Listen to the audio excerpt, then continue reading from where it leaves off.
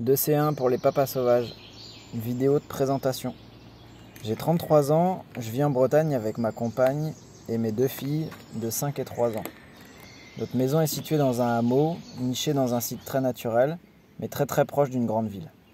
On s'est installé dans cette maison il y a 2 ans, après 1 an et demi de travaux de rénovation.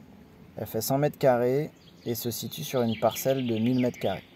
Cette parcelle est divisée en 3 parties, 250 mètres carrés en herbé pour le loisir et la pâture de certains animaux, 200 mètres carrés de potager sur lequel se trouve une serre de 32 mètres carrés et environ 70 mètres carrés de planches cultivables, sachant que je suis amené à l'avenir à augmenter un peu cette surface cultivable.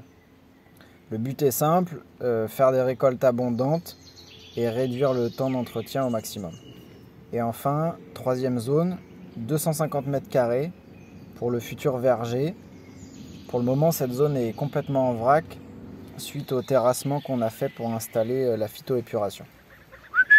Concernant les animaux, on a une basse-cour assez classique avec des poules, des canards, des oies et des lapins. Là aussi, on est en pleine recherche pour trouver les espèces et les races les plus adaptées à notre lieu. Ayant une parcelle de taille réduite et étant entouré d'étangs et de bois, certains de nos animaux sont en semi-liberté. Cette formule a à mon avis beaucoup d'avantages et j'essaierai de vous en reparler dans une vidéo dédiée. J'ai eu plusieurs expériences dans les domaines agricoles, dans des petits élevages de volailles, chez une productrice de plantes médicinales aromatiques et j'ai fait une formation en maraîchage sur sol vivant. Je m'intéresse aussi à la permaculture, aux techniques agronomiques du 19e siècle et j'essaye de faire une synthèse de tout ça qui soit la plus adaptée à mon terrain et à mes besoins. Mon travail dans le bâtiment et les différentes rénovations que j'ai pu mener m'ont permis d'avoir une bonne expérience dans ce domaine, que ce soit sur les questions d'énergie, d'isolation, même de la structure du bâtiment. Et j'espère aussi pouvoir vous donner des informations sur ces sujets dans des vidéos et pouvoir répondre à vos questions sur ces domaines-là. Plus globalement, notre projet s'inscrit dans une volonté de reprise en main des piliers de notre survie.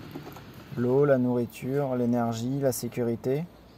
Autant de sujets complexes que je tente d'approfondir depuis plusieurs années. On souhaite bien sûr réduire au maximum notre dépendance au système industriel actuel et augmenter notre autonomie.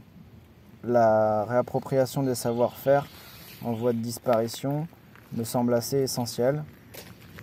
Et bien sûr, je souhaite aussi transmettre à mes filles des savoirs qui me semblent indispensables à leur avenir. En tout cas, j'ai vraiment hâte d'approfondir tous ces sujets dans des vidéos dédiées, de répondre à vos questions. Alors n'hésitez surtout pas et je vous dis à très bientôt.